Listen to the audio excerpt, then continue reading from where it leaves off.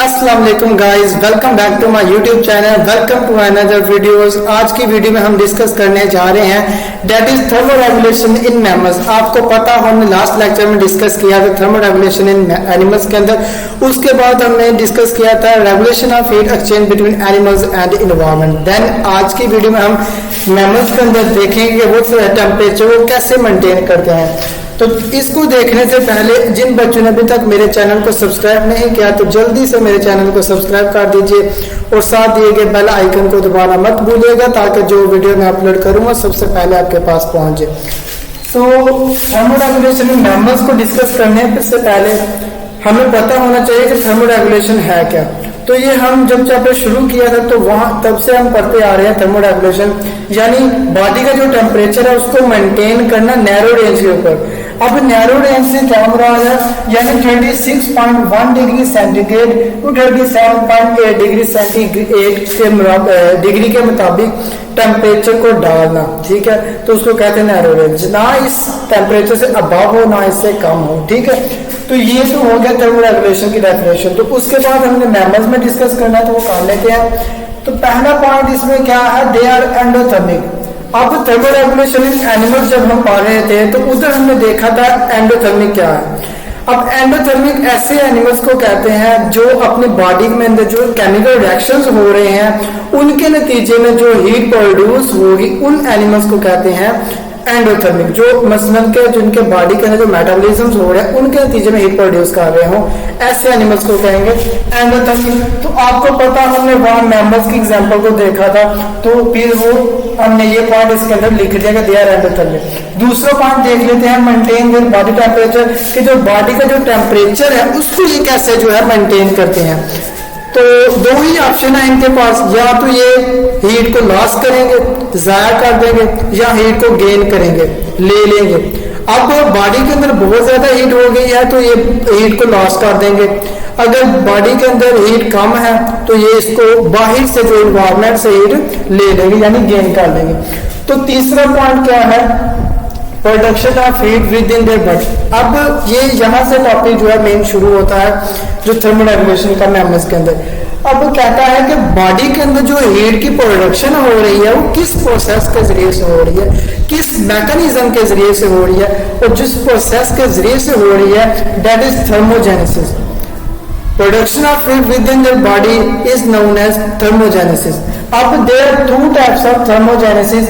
The first one is shivering thermogenesis and the second is non-shivering thermogenesis. अब shivering thermogenesis देखते हैं क्या है कि production of heat by muscles action। अब ऐसा प्रोसेस है shivering thermogenesis कि जैसे अगर हम फॉर एग्जांपल भागें, ठीक है, यहाँ कोई हार्ड वर्क करें, ठीक है, तो हमें जो हमारे अंदर हीट उसके नतीजे में प्रोड्यूस हो रही हो उस प्रोसेस को हम कहेंगे दैट इज शिवरिंग थर्मोजेनेसिस, यानी मसल्स के मूवमेंट से जो हीट प्रोड्यूस हो रही है। दूसरा देख लेते हैं non shivering, production of heat bye hormonal actions. अब हार्मोन्स की वजह से बॉडी के अंदर हीट प्रोड्यूस हो रही है उस प्रोसेस को कहते हैं नॉन शिवरिंग। जैसे अब हमारे थायराइड ग्लैंड में थायरोक्सिन हार्मोन है जिसने क्या करना है, जो मेटाबॉलिज्म का रेट है उसको बढ़ा देना है। अब उसको बढ़ाने का क्या फायदा होगा, क्या मकसद है बढ़ाने का, मेटाबॉलिज्म अगर बढ़ जाएगा तो फिर हीट प्रोड्यूस होगी उसके नतीजे में। तो दैट इज ट्रू दैट जो हार्मोन्स हैं वो हीट प्रोड्यूस कर सकते हैं। तो आगे देखें क्या हमें देखना है कि कोल्ड एनवायरनमेंट में, कोल्ड एनवायरनमेंट और वार्म एनवायरनमेंट में जो मैमल्स हैं किस तरह अपने आप को सर्वाइव करते हैं। तो कोल्ड एनवायरनमेंट में देखें तो सबसे पहले वैसोकंस्ट्रिक्शन, और इन वार्म एनवायरनमेंट में देखें तो उसमें वैसोडाइलेशन।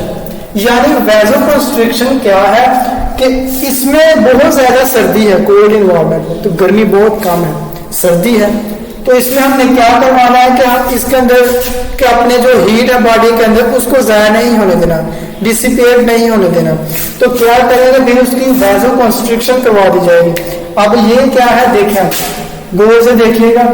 अगर ब्लड वेसल्स का diameter for example blood vessel का डायमीटर इतना है, ठीक है, तो वैसोकंस्ट्रिक्शन करके उसकी वैसोकंस्ट्रिक्ट मसलन की कंस्ट्रिक्ट करके उसका डायमीटर छोटा कर देंगे, अब ब्लड वेसल का डायमीटर छोटा हो जाए तो उसके अंदर जो ब्लड का फ्लो है वो भी कम होगा, जाहिर बात है कि उसका जो अगर बड़ा होगा ब्लड वेसल तो ब्लड का फ्लो भी ज्यादा होगा। अब हमने इसकी वैसे कंस्ट्रक्शन कर दी है तो वो कम हो गया उसका डायमीटर और ब्लड फ्लो भी कम हो गया है, तो उसके नतीजे में क्या होगा कि लेस हीट डिसिपेट होगी, मसलन के कम से कम जो हीट है वो ज्यादा होगी।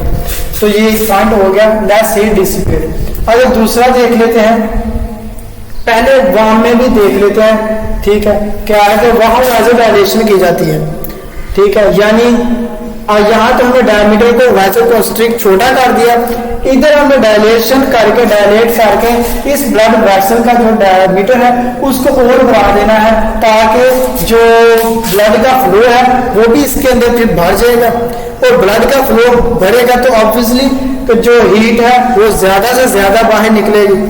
तो इसका भी पॉइंट क्या हो गया, मोर हीट डिसिपेट। ये आपने अपने जहन में रखना है कि कूल्ड इन्वायरमेंट में वैसोकंस्ट्रिक्शन होती है जबकि वार्म इन्वायरमेंट में वैसोडाइलेशन होती है।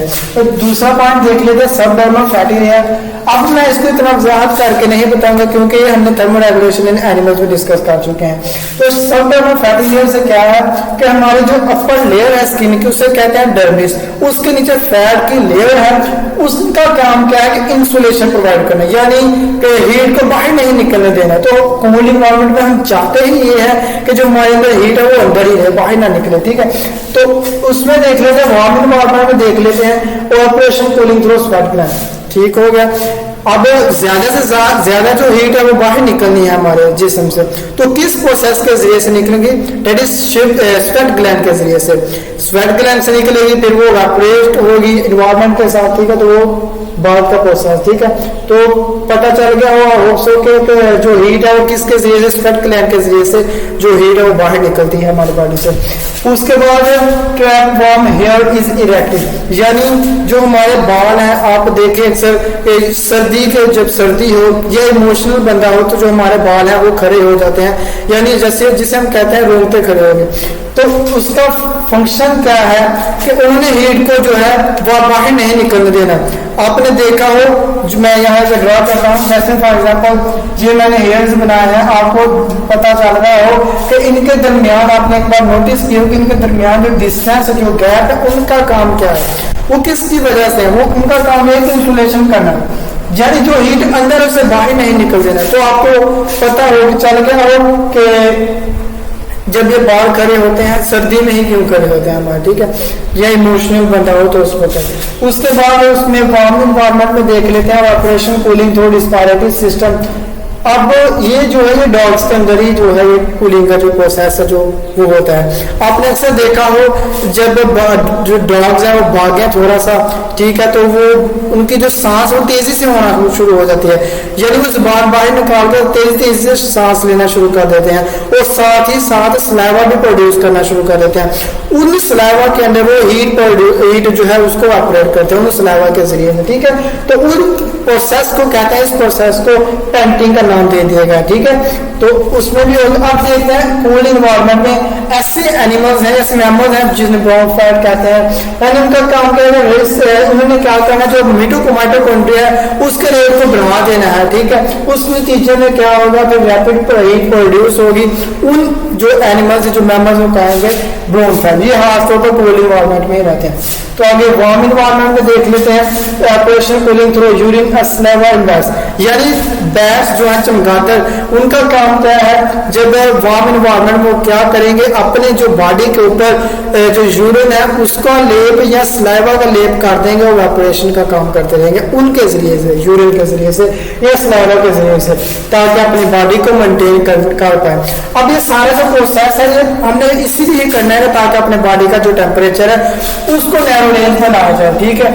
उसके बाद ये कोल्ड इन्वायरमेंट में जो एक डेफिनेशन है, बहुत इंपॉर्टेंट डेफिनेशन है, ब्लबर। अब ब्लबर क्या है, thick fatty layer under epidermis इन एक्वाटिक एनिमल्स।